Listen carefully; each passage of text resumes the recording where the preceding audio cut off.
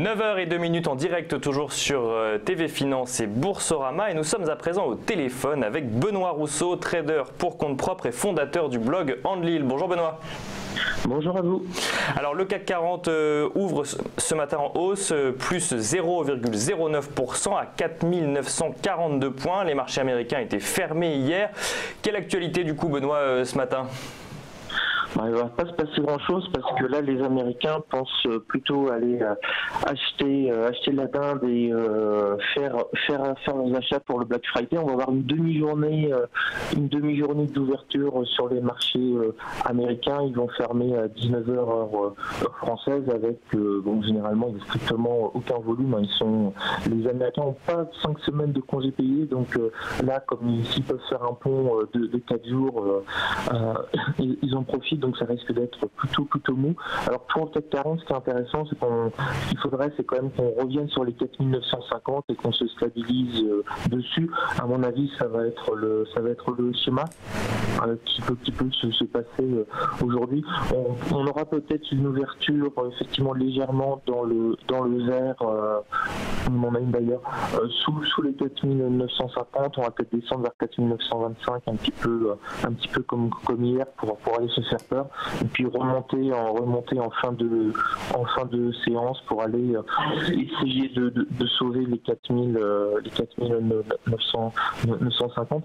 D'autant plus qu'on n'a pas énormément de statistiques importantes. On n'a aucune statistique américaine.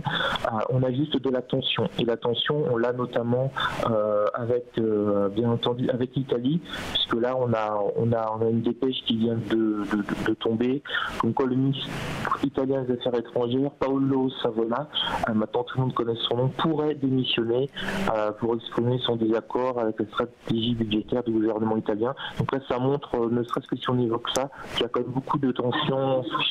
Je suis en train de trader, voilà, je ferme. Il y a beaucoup de... Oui, je ne sais pas si vous entendez mes alertes déclenchées, etc. Donc ça montre qu'il y a quand même beaucoup de tensions entre la Ligue et le mouvement 5 étoiles.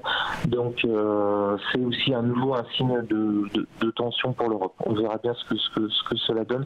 Mais la véritable reprise, ce sera bien entendu lundi avec la réouverture des marchés américains complets. Et surtout ce que tout le monde attend, c'est les informations de Visa et Mastercard sur combien de millions d'opérations ils ont pu faire en 48 heures, en 72 heures lors du Black Friday, les chiffres d'Amazon, les chiffres de Walmart, bref, savoir si Ken et Barbie se sont endettés ou pas pour Noël, et s'ils s'endettent, c'est un bon signe pour l'économie mondiale et surtout pour la Chine qui va pas très bien en ce moment.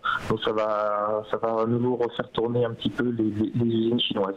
Donc on est vraiment dans l'expectative et en plus on est vendredi, donc ça va pas être une journée. On va avoir la volatilité entre 9h et midi maximum, on va dire, un petit peu l'ouverture du marché américain et puis on pourra nous aussi aller faire nos achats de Noël. C'est ça, on pourra nous aussi profiter du Black Friday même si on ne fêtera pas Thanksgiving. Merci beaucoup. Le fêter, n'ayez pas peur. C'est vrai, il n'y a pas de règle. Pour américain, prenez un garde du corps. Hein. Comme en France, on n'est pas américain, ça va pas bien, mais je sais que vous fêtez Thanksgiving, il faut le dire. Évidemment. Et vous aussi, Benoît. Surtout Halloween. Merci beaucoup, Benoît Rousseau. Je rappelle que vous êtes trader pour compte propre et fondateur du blog Endelil.